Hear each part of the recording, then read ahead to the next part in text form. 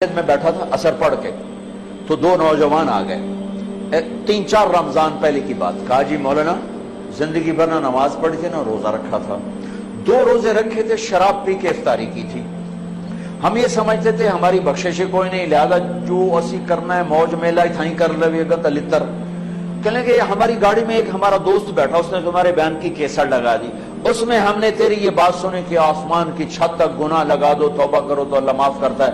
کہا جی ہمیں پتہ ہی نہیں تھا اللہ اتنا غفور الرحیم۔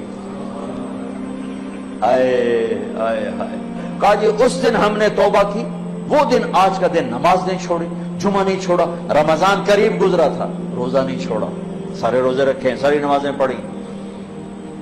کراچی میں میرا ایک شاگرد ہے، اس کے محلے میں ایک عورت تھی، اس میرے شاگرد نے اس عورت کے بیٹے سے دوستی لگائی اور میرے بیان کی ٹیپ دے دی، اس بچے نے اپنے گھر میں ٹیپ چلائی، اس کی ماں نے آتے جاتے سنی، آ کے بیٹھ گئی، کہنے کہ دوبارہ سناؤ، پھر کہنے کہ دوبارہ سناؤ، پھر کہنے کہ یہ کون ہے؟ انہوں نے کہا مجھے بھی نہیں پتا کون ہے۔ کس نے دی؟ امام صاحب۔ ہاتھ پکڑا، مسجد کے دروازے پر آ گئے، لوگ تراویح پڑھ کے نکل رہے ہیں، امام صاحب سے ملنا ہے، وہ آ گیا، یہ کیسٹ کس کی ہے؟ کہ میرے استاد ہیں۔ کہا انہوں نے اس میں توبہ کی بڑی بات کی ہے، میری توبہ قبول ہو سکتی ہے؟ کہا ہاں، بی بی کیوں نہیں ہو سکتی، اللہ تو بڑا غفور الرحیم ہے، آپ توبہ کرو۔ کہ پھر میری توبہ، کہ پھر میری توبہ۔ پہلی تراویح میں آ کے شرکت کی، کوئی ہوگی مسجد میں عورتوں کے لیے جگہ ہوتی ہے، زور سے دعا مانگی، اے اللہ میری توبہ قبول ہے تو مجھے اٹھا لے۔ ساری زندگی کام کیا کیا؟ انسانیت کے نام پہ داغ۔ دوسرے دن یا اللہ میری توبہ قبول ہے مجھے اٹھا لے۔ ساری زندگی کام کیا کیا؟ انسانیت کے لیے ذلت اور رسوائی۔ چوتھے دن یا اللہ میری توبہ قبول ہے مجھے اٹھا لے۔ 5ویں دن یا اللہ میری توبہ قبول ہے مجھے اٹھا لے۔ تراویح کی دعا میں دعا کرتی تھی، جب تراویح کے بعد امام صاحب دعا مانگتے ہیں 20 تراویح پڑھ کے، تو اس میں وہ ہاتھ اٹھا کے زور سے کہتی، 29ویں روز سجدے کی حالت میں جان چلی گئی۔ اس سے زیادہ کوئی عورت کیا گناہ کر سکتی ہے؟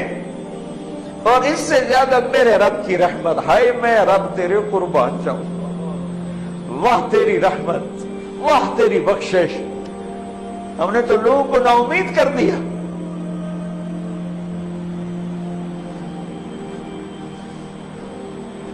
تو آؤ بھائی اللہ کی بارگاہ میں توبہ کر، نیت کرتے ہو؟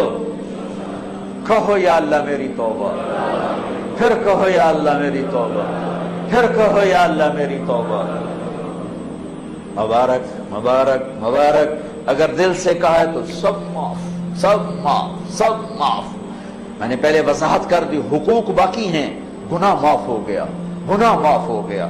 اب علماء سے پوچھ لو کہ اس کی ترتیب کیا ہے، گناہ معاف ہو گیا۔ اب بھائی ہم نے اللہ سے مانگنا ہے، مانگنے کے لیے شرط ہے کہ رزق حلال ہو، مانگنے کے لیے شرط ہے کہ دل میں بغض نہ ہو، مانگنے کے لیے شرط ہے کبیرہ گناہوں سے دامن پاک ہو، مانگنے کے لیے شرط ہے کسی کا کینہ دل میں نہ ہو، مانگنے کے لیے شرط ہے کہ ظلم نہ ہو۔ یہ بہت سی شرائط ہیں مانگنے کی۔ تو ابھی ہم نے توبہ کی ہے، ہم مانگنے ہاتھ اٹھانے سے پہلے پھر توبہ کریں، تاکہ یہ جو لاکھوں نہیں کروڑوں کا اللہ کے فضل سے مجمع اس وقت یہ جو ٹیلی ویژن والے ہیں، میں ایک بات کی وضاحت بھی کر دوں، یہ بھائی میرا ان سے کوئی لین دین نہیں ہے۔ عام طور پر ٹی وی پر میں نے ان کے لیے کوئی الگ بیان کبھی نہیں ریکارڈ کرا ہے، میری مسجد میں آتے ہیں ریکارڈ کر کے نشر کر رہے ہیں، اس سے میں ایک پائی کا روادار نہیں ہوں، میں صرف اس بات کا روادار ہوں اللہ کرے میری آواز کہیں تک پہنچے اور کسی کو اللہ ہدایت دے دے، کسی کو اللہ ایمان دے دے، کوئی توبہ کر لے، کوئی اللہ کے حکموں پر آنے والا بن جائے۔ اس کے علاوہ میری اور نہ مجھے کوئی شہرت کا شوق ہے، نہ مجھے کوئی سامنے ٹی وی پہ نظر آنے کا شوق ہے، مجھے کوئی اپنی واہ واہ کا شوق ہے۔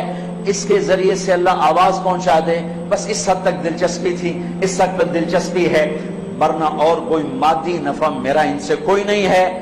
میں صرف اس بات کے لیے طمع اور لالچ مجھے ہوا کہ اللہ کرے کہیں بات پہنچ جائے، کہیں بات پہنچ جائے۔ اور بہت سی کارگزاری آئی ہیں، یہ پی ٹی وی والوں کا پی ٹی وی ہوم پہ بیان چلا تو ایک عیسائی لڑکی نے مجھے اپروچ کیا کہ جی میں عیسائی ہوں، آپ کے بیان سنے پی ٹی وی ہوم پر، میں کلمہ پڑھنا چاہتی ہوں، مجھے کلمہ پڑھا دیں۔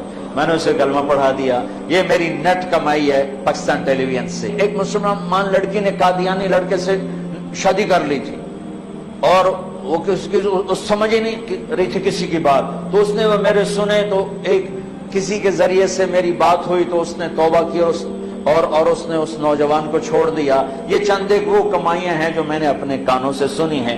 اس کے علاوہ پتہ نہیں اللہ نے کتنوں کی زندگی بدلی ہوگی, یا اللہ آج بدل دے اس کے لیے کیا مشکل ہے. اللہ تعالی ہمیں قبول فرمائے. تو بھائیو, ہاتھ اٹھانے سے پہلے ہم دوبارہ دل ہی دل میں توبہ کریں, استغفار کریں, اللہ سے معافی مانگے, پھر سارے مل کر آج اللہ کے سامنے ضد کریں, منا لیں اس کو, انشاءاللہ مان جائے گا, کام بن جائے گا. چونکہ آج بہت بڑا مجمع ہے جو گھروں میں بیٹھا ہوا ہے, وہ بھی ہاتھ اٹھانے کو تیار ہے. ہم اس کے گھر میں بیٹھے ہیں, ہم بھی اس کی منت کرنے کو تیار ہیں. شب قدر نہیں ہے تو بھی شب قدر کی رحمتیں انشاءاللہ ہمیں اللہ نصیب فرمائے گا. رمضان کی رحمتیں تو ہیں ہی ہیں, قرآن ختم ہوا اس کی رحمت اور برکت تو ہے ہی ہے. یہاں اعتکاف والے بیٹھے ہیں ان کی برکت تو ہے ہی ہے. اور اللہ کا عرش پہلے آسمان پر آیا ہوا ہے اور وہاں سے اعلان ہو رہا ہے, کوئی مانگنے والا ہے, کوئی توبہ کرنے والا ہے, کوئی رزق لینے والا, کوئی جنت لینے والا, کوئی معافی چاہنے والا. میرے محترم بھائی اور دوستو, جہاں تک میری آواز جا رہی ہے اس ایک حدیث کو سامنے رکھ کر میں بات کر رہا ہوں. اور جس کمی کا ہم شکار ہیں توبہ کر لیں, اپنے اللہ کو راضی کر لیں. یہ مبارک رات ہے, یہ مانگنے والی رات ہے, رمضان جانے کو ہے, اور اس میں 4 آدمی ایسے ہیں جن کی بخشش نہیں ہوتی. اگر کوئی ایسے عیب والا ہے تو اللہ کے واسطے توبہ کر لے. ایک شراب پینے والا بخشش